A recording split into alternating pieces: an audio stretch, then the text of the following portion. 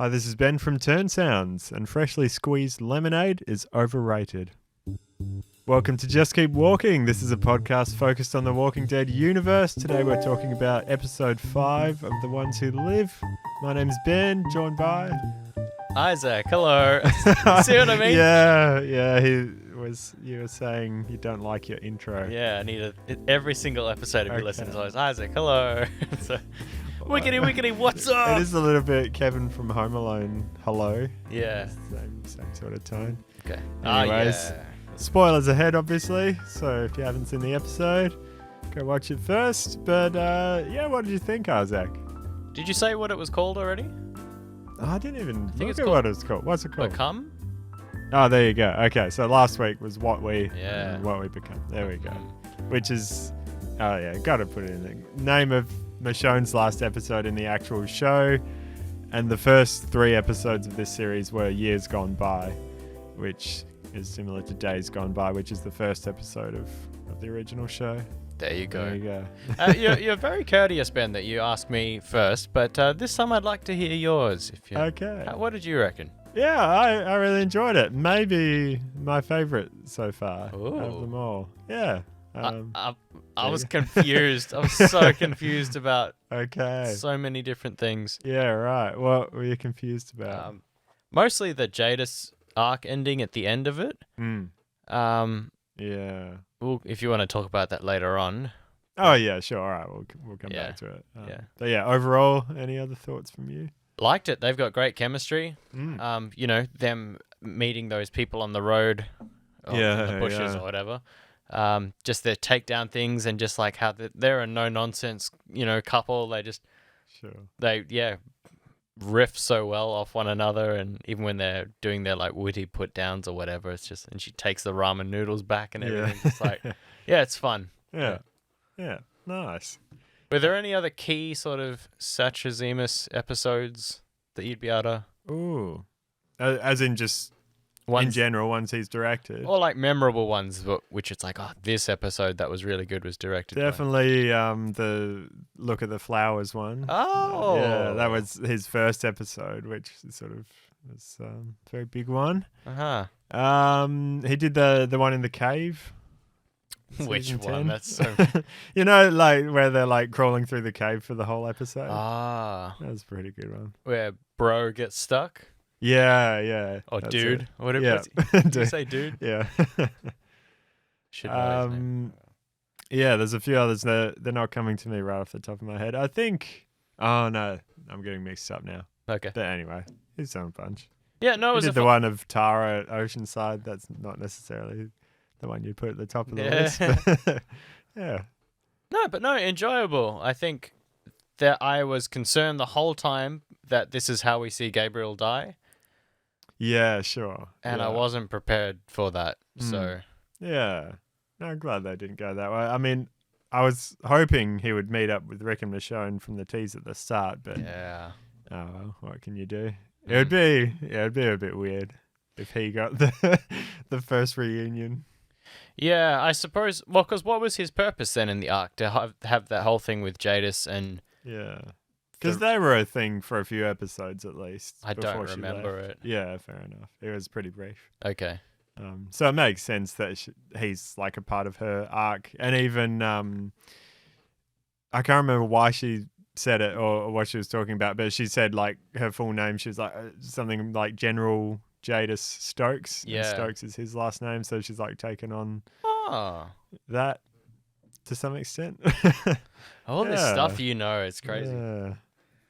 Yeah. So that was nice having him back. I like Father Gabriel. That was one of those things like when the main show ended, it's like, that's a shame. We'll probably never see him again. And I hoped Tales of the Walking Dead would be like focusing on those types of characters, but no. So yeah, nice to get him back for this at least. Yeah, and I guess it sort of sews well into what we had hoped that they would use this show for. That sort of like throughout the way you'd start to see glimpses of everyone kind of coming back together. Yeah. Scattered though they are. And like if we're going back to this whole thing in the Daryl Dixon show, you remember like over the radio, she's like, is back.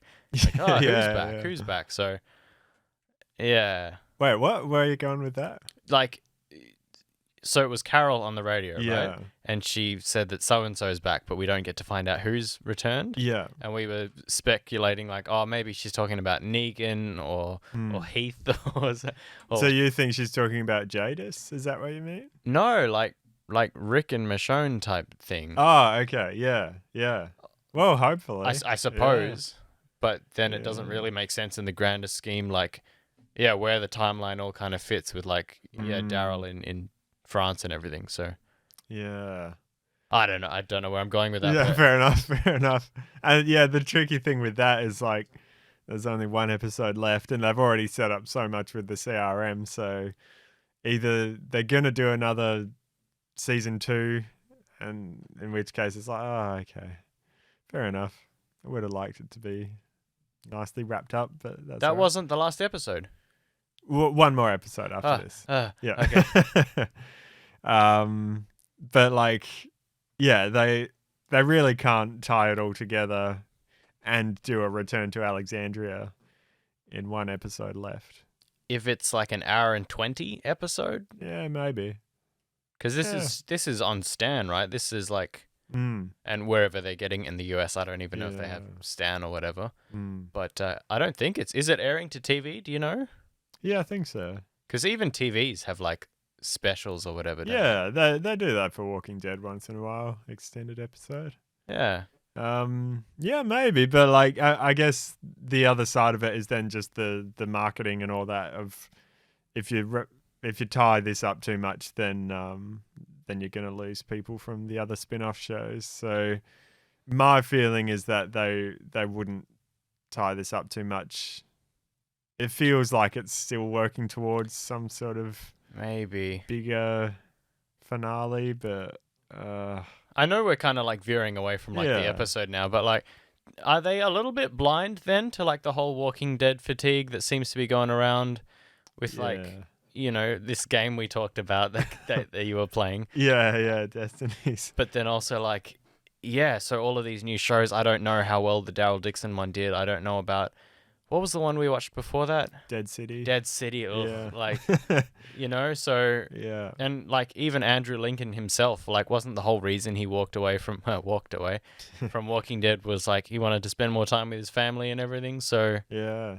Yeah, well, that was the other thing. It's like, yeah, surely these guys... And Denai as well seems like she's, at least with Black Panther and stuff, sort of getting a lot of other opportunities, so I don't know if they would want to come back for much more than 6 episodes, but we'll see. It's so funny us like talking about this, like having it recorded, and then in the future it's all going to be done. But recording we'll know how wrong we were. But yeah, I mean, okay, so there's still, I guess, still a bit of hope they could tie this up enough, and then still have just the other characters continue. But like, they can't have a Daryl reunion at this stage if they were to wrap it up next week. No, he rocks up with like a little beret on. Because then you've got season 2 of that show, which then would not make much sense. Oh, yeah, because he's still there. Yeah. With Laurent. Yeah. Interesting. So that's kind of what I was getting at the other week, in the sense of just it all being a bit of a mess, that like I kind of want Rick and Michonne to stay out of it. But they've already dug themselves so deep into so many different directions that it's going to be really hard to bring it all back together. So my prediction, unfortunately, is that it's probably going to get to a point of just people not watching it and it just dies out before they get to the chance to finish it properly. But we'll see. Yeah, an interesting thought, because at the end of this episode, like where Michonne is saying that whole thing about like to Jadis before it all ends, like we're going to go to the CRM, we're going to get this dossier thing, and we're going to find your files and everything, and then we're going to let the people know, and then like it'll collapse from the inside effectively is their hope. Yeah. And so if they can achieve that in like, you know, half an hour, which is a decent amount of screen time, and then divert the next half an hour to wrapping up their story, I don't know. Hopefully. Or the one other thing is that they've already destroyed the or not destroyed, but reset the place where they film Alexandria, so the walls and all that aren't there. So they'd have to find some way to not properly do it at Alexandria. Meet outside of it. Yeah. Well, I guess the Commonwealth could work. So yeah, you could make it work. Yeah. What else were you gonna say? Or like they both die making it happen, and they know that Alexandria is safe. I would be all right with that at this stage. And they never get to see their kids again? It wouldn't be perfect, but yeah, it'd be all right. Yeah, because it's like you're right. Talking about we spoke 2 or 3 episodes ago about like what's our ideal ending, and both of us kind of had a vision of like, just they all link arms together. They all, they're reunited with their kids and everyone else, and there's this jaws slung moment where everyone sees that Rick is alive again and all of that. And it's, it's a big tearjerker. But then how likely that is now, given the 1 episode left. If they do go that direction without reuniting with the kids, then they would at least have to leave like a video, or a note would be maybe enough, but like a video at least saying like, hey, this is us, this is why we're doing this, the legacy we're leaving behind, and then that's for the kids to know why their parents died and move forward and carry the legacy or whatever. Do you reckon they'd video it on an already scratched iPhone, like of their faces on the iPhone? And maybe it could work. I'm just saying, give that guy in the town a bit more work. Yeah. While we're going all over the place, I had 2 quick thoughts driving home last week about Destinies that I forgot to mention. Okay. One was that one of the lines, whenever there's like 3 different lines or something when you pick up ammo or whatever. Yeah. And one of them is finders, keepers. No. And every character says the same thing in their own voice.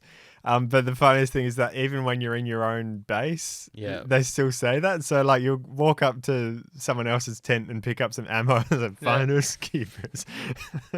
So it's just funny. Like no one says that. Yeah. As well, like. Yeah. And then the other thing is like the upgrade tree. So part of the idea, which is pretty cool, is that each character has their own sort of separate upgrade tree. Yeah. Yep. And once you've upgraded, say, all of Carl's abilities, that applies to the rest of the characters too.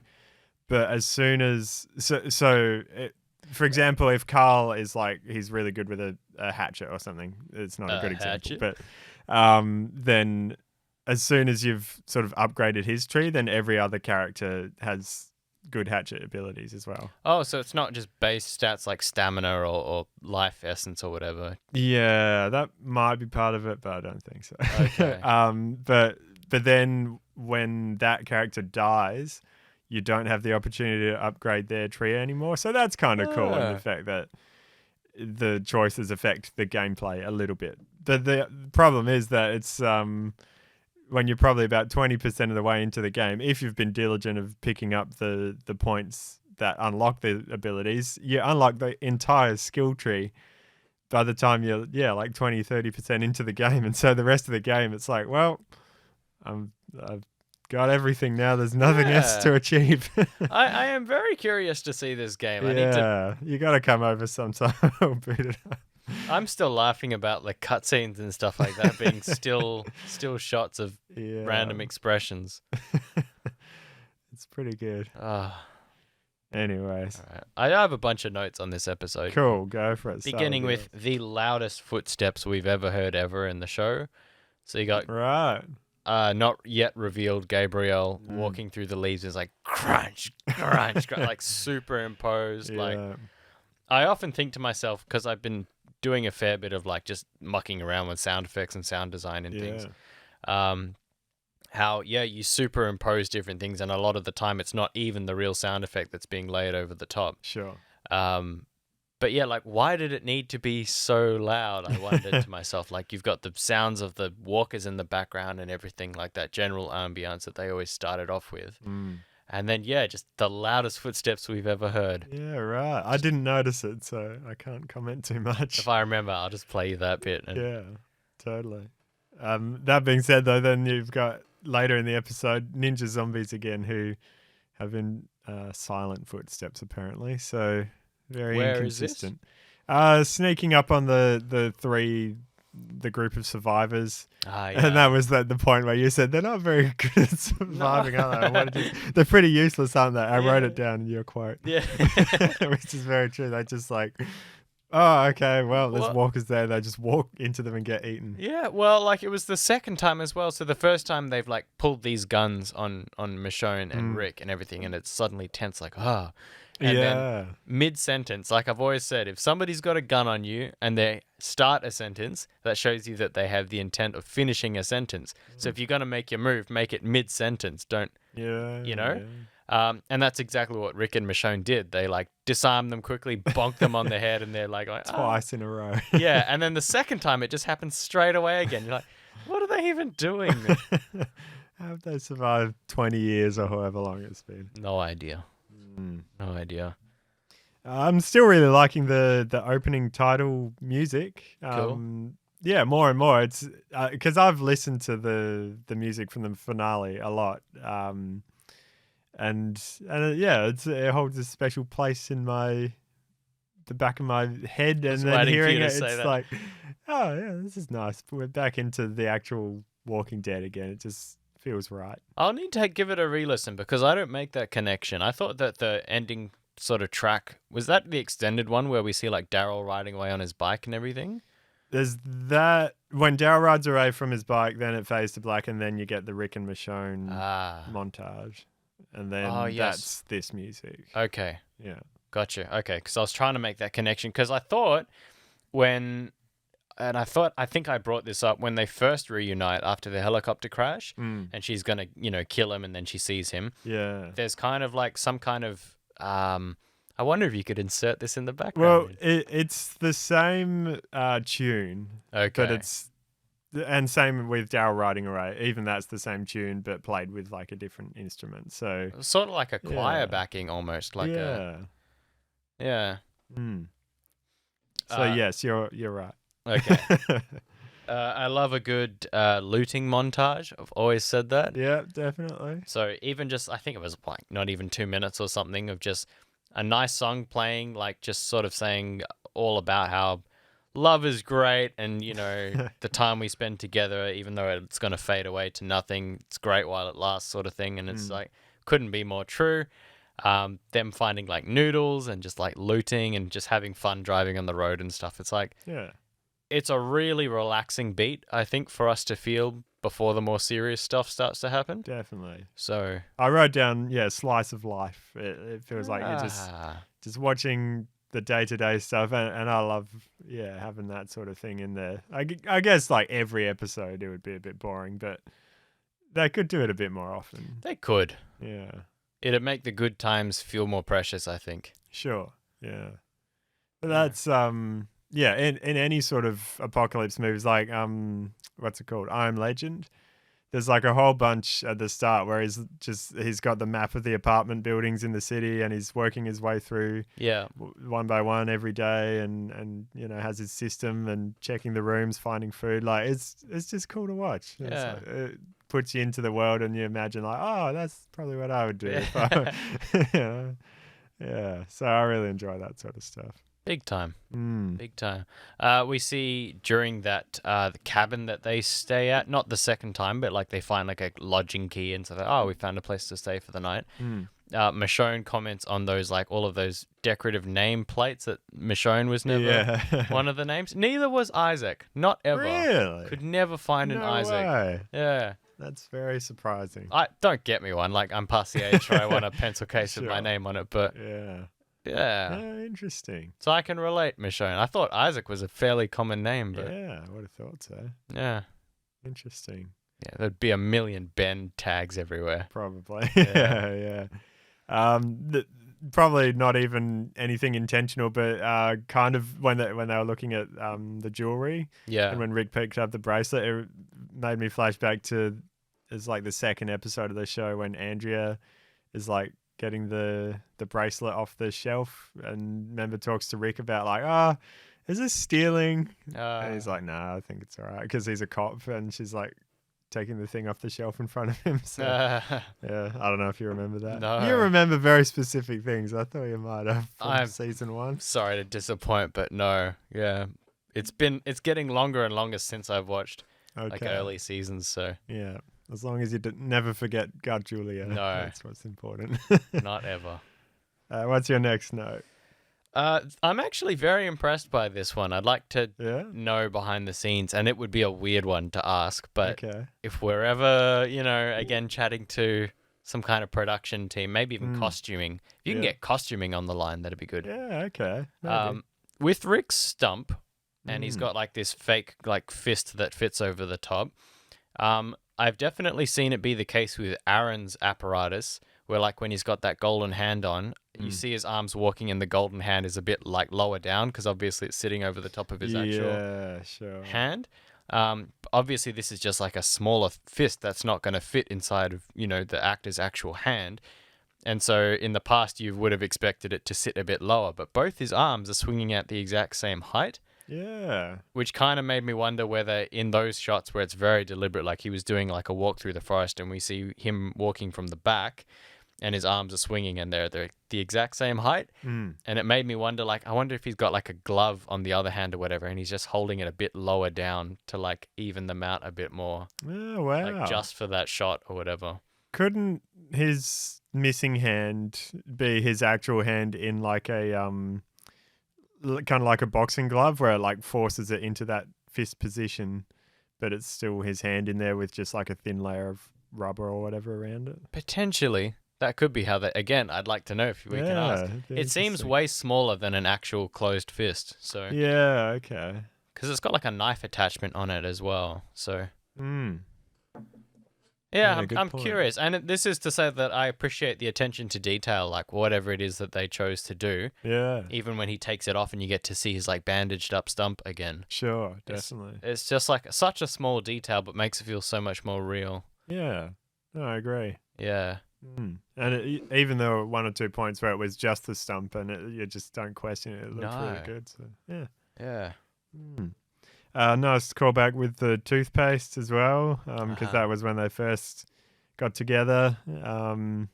I think because remember him and Daryl when they first meet Jesus and they've got that truck full of stuff and it goes and sinks in the lake. Yes. That was that episode, and when they got back he was like, oh look, I found your toothpaste but it got sunk in this truck. It's a long story. So, and I think maybe he got her like mints or something instead. Had she asked for toothpaste?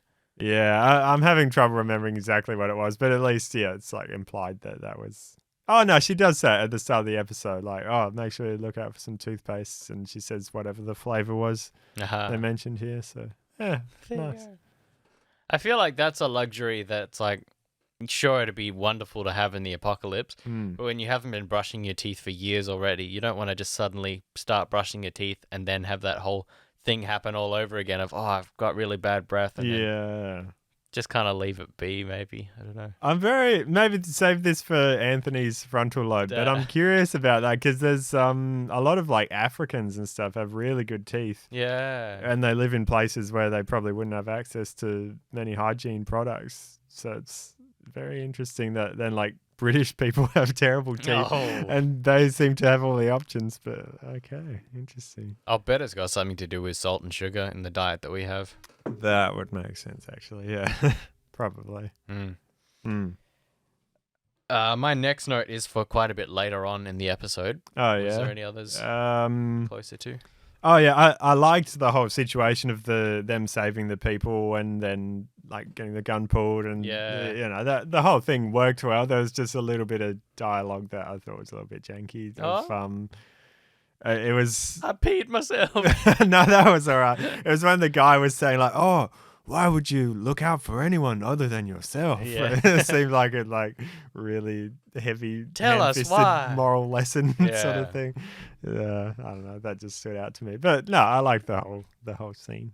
I'm glad actually that you bring that up with that particular scene because like originally after the walkers and New Walker, by the way, New Walker alert with the hard-shelled, that's it, calloused walkers or whatever. So that was pretty interesting. Yeah.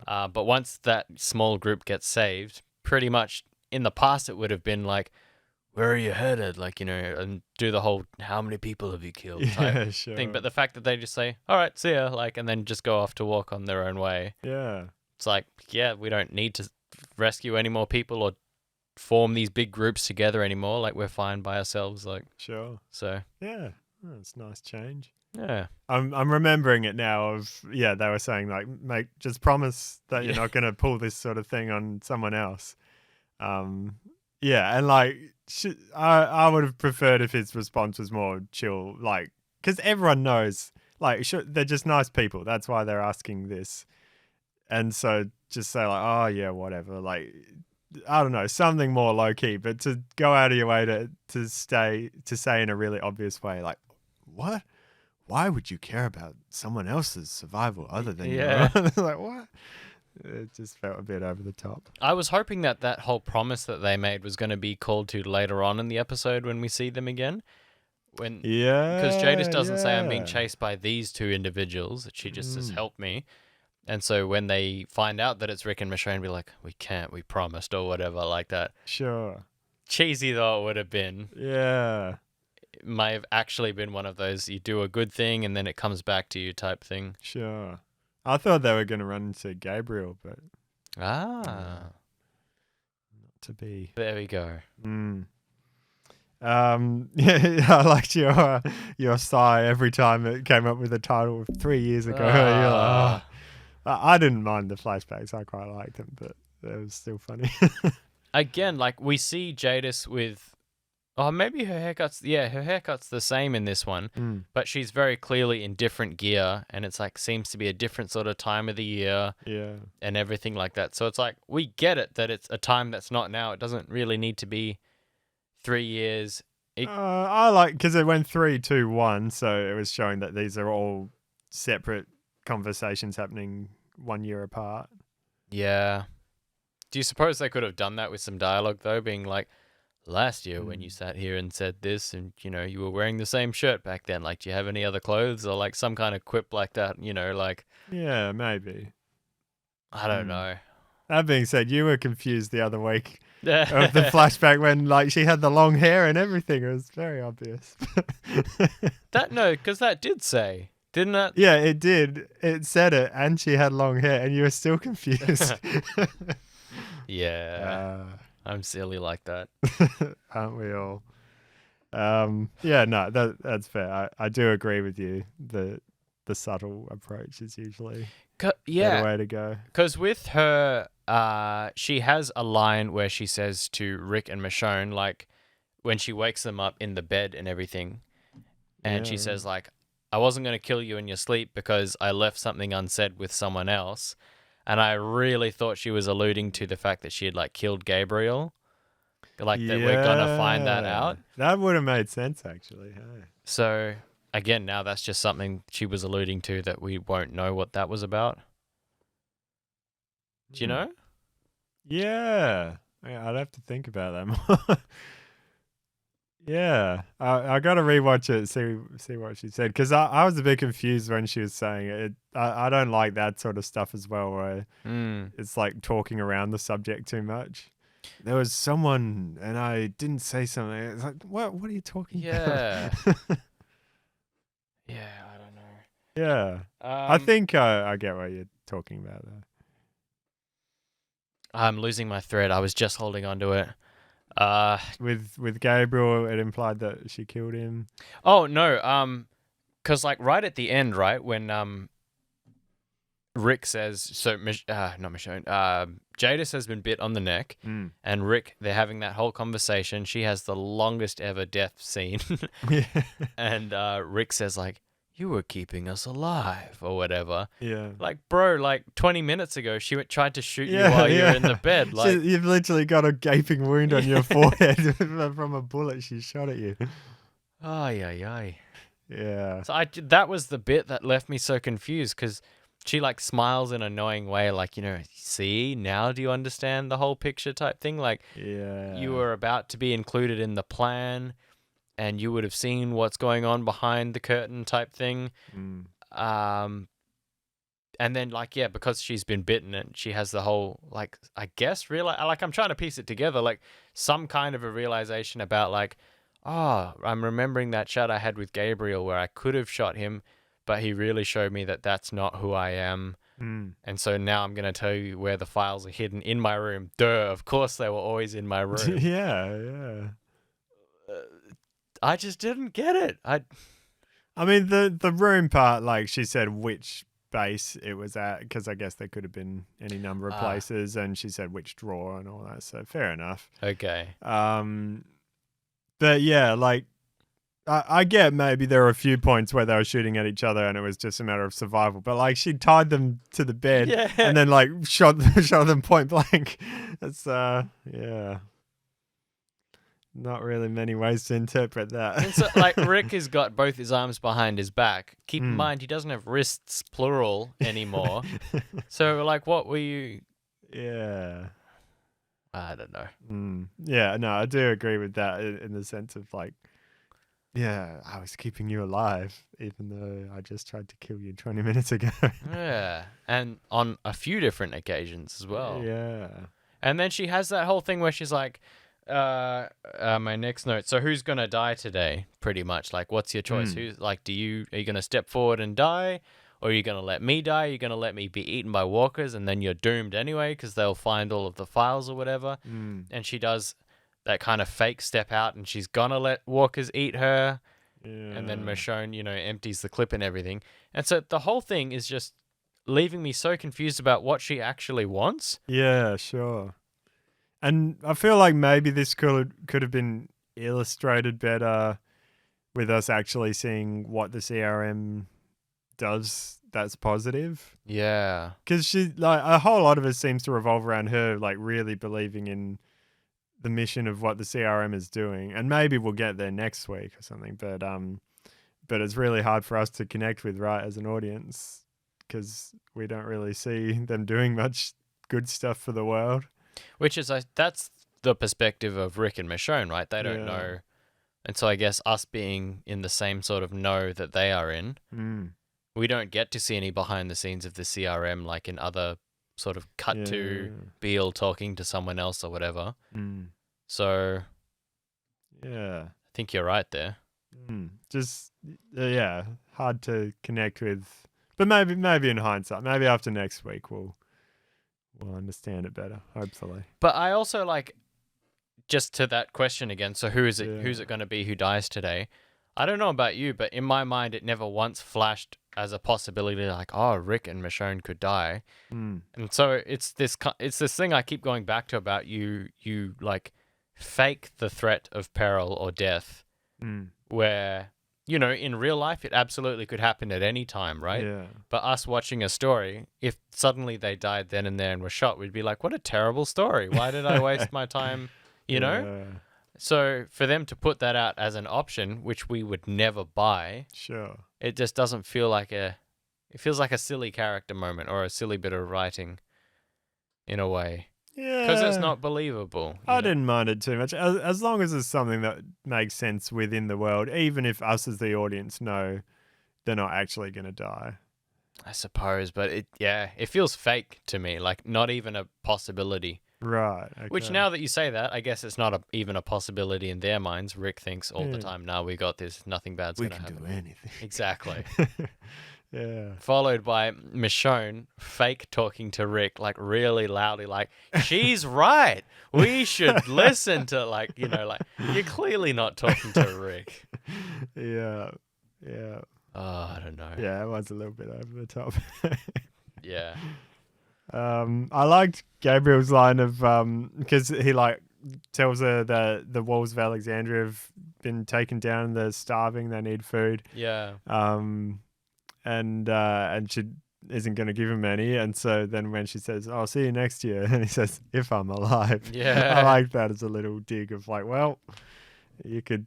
Definitely, if you gave us some food, definitely I'll see you next year, but I don't know. Is that in reference to the Whisperer fight? Like, yeah. Okay. Yeah. Because remember, for a while after that, they were really low on food. That's where you had the whole Carol's rat soup episode.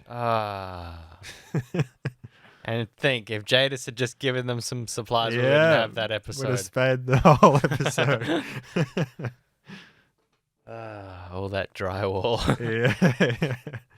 That's all the notes I've written down. Have you got any others? That's pretty much it for me too. Again, I thought like 3 different cuts to black were going to be the end. Yeah. They're doing that a lot here. But... Yeah. I felt for Jadis enough, even though I don't fully understand what she's getting at. There was enough like emotion there, and at least just the conflicted nature of her character, and mainly the relationship with Gabriel sort of made me feel for her a little bit. So, if I could ask you very humbly to watch that scene again for me and decipher it, because like even she's talking about, I wanted to die a painter or whatever, not a survivor. Like how silly, like life is art and everything. She's rambling. And then she says, just promise me that you're not going to hurt the CRM or whatever. And then when Michonne says, no, we're going to do this and it's all going to topple down and everything, then Jadis like smiles and nods like you passed the test type thing. Yeah. And it was just... Yeah, I'm not so sure about that. I don't know if I'll be able to give you any answers there. Yeah. I just needed a bit more verbalized other than Rick saying, she wanted us to live. Like... Yeah. It's not clear at all to me that was the case. Because to me as well, the pacing of the edit felt too long. Like when she started saying that about, I wish I died as a painter. Like I really liked that sentiment, but it felt like that's where the scene should have ended. And then it's like, oh, now she's talking about this whole other thing. And like, how long is she going to sit there bleeding out for? There's one line where she said it so slowly, but she's...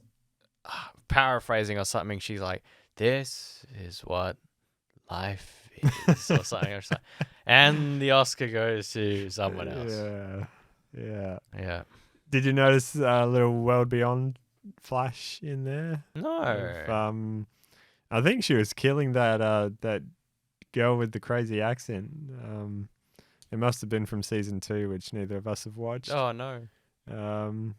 But yeah, anyways, because there was a bunch of flashbacks to different moments of her from the main show, and then just 2 shots from World Beyond as well. Yeah, so that was, it's interesting. All right. That was a thought I had as far as we were talking about Tales of the Walking Dead before, like having the Jadis and Gabriel stuff as an episode in that, I feel like could have been interesting. Like that's what we've said this before, but that's what I wish Tales of the Walking Dead was, is even if they're not the most riveting episodes, just little character things and different interactions, and they can set up then for shows like this, and then you wouldn't have to take away from Rick and Michonne time in this series. You'd already have that set up, and so for the people who watched it, Jadis's death has a bit more meaning, and for people who didn't, whatever, it's just Jadis anyway. I don't know if I would have made it through a whole episode of... Sure, yeah. But, I mean, that's it. Then it's just for people who want to watch it. Sure, yeah.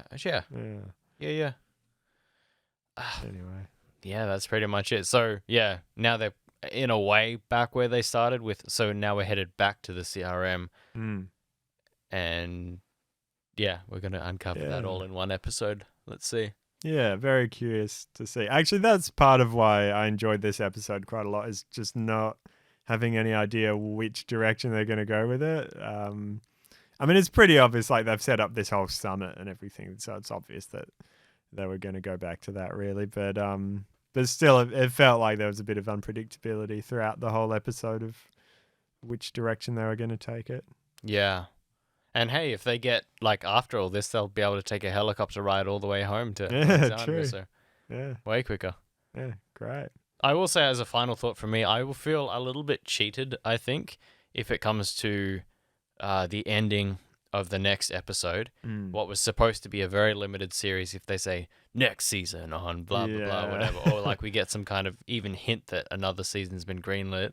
I'll be like, well, I was really invested in a short series to like really let us know where's Rick been and how is he going to get back and all of this. Very exciting. Andrew Lincoln's back and everything, and Denai and all of that. But again, if you extend it and really try and tail us along for more and more, it will just feel more of like we're just trying to keep you entertained, or not entertained, we're trying to keep you along for all of the other spin-offs at any cost, sort of thing. Sure, yeah. What if it's they wrap up the CRM stuff, and then let's go back to Alexandria, and then it like cuts to black as they fly off in a helicopter or whatever, and then there's like a little tease of like Rick and Michonne will return in like a big finale movie or something like that. That's going to tie all the shows together and end everything. But then you need to make up a whole new bad guy and everything just for that. Oh, true. Yeah, I forgot about that. You could just do zombies. Can you break? Yeah, zombies. But otherwise, can you just break the whole mold of like cinema storytelling or whatever, and not have an antagonist at all? Have the entire movie being a giant relief package where it's just like, we flew home with no troubles along the way. Yeah. You got to see some cool zombie deaths or whatever. Or scavenging, all that sort of stuff. Yeah. We get home, we meet up with everyone that you remember and love, and roll credits. Yeah. I wonder. As like a TV special, it could like not for a big cinema release because people are going to be coming then expecting, a full arc. But if you do it as something that is released just in AMC Plus or whatever, then the expectations kind of set that this is not just a standalone movie. So yeah, that'd be interesting. Be a cool idea to try out. I'd prefer if it was wrapped up by next episode. Yeah, same. I'll watch the next damn season with you. Of course I will. But yeah. They can't keep getting away with it. Yeah, there you go. All right. Thank you everyone for listening. I've been Ben. I'm Isaac. Turnsounds@gmail.com. Oh yeah. That's not my full name, but yep. Turnsounds@gmail.com. Questions and suggestions. That's it. Get in touch. Let us know your thoughts. We always get comments on YouTube from Squawking Dead, so that's nice. They're listening to every episode and give us bits and pieces of feedback. Oh, one from last episode was that Thorn is definitely still alive. She went off to some other thing. Okay. So that answers that question. Because I think it was on a line of dialogue is that she went off to the summit or in some different direction. Cool. So she wasn't on the helicopter that crashed because that was the question we were asking. Yeah. Squawking Dead have been very consistent alongside like kind of the whole walk, and I know they go into a lot more in depth. For sure, yeah, and they follow all the spin-offs that we we can't always be bothered doing. But yeah. All right, Squawking Dead. What did you think of World Beyond Season 2? Oh, yeah. In 2 sentences, what did you think? Yeah. We'll see what they say. Keep it clean. All right. Thanks for listening. See you next time. Just keep walking. Yeah, there we go. Isaac, hello.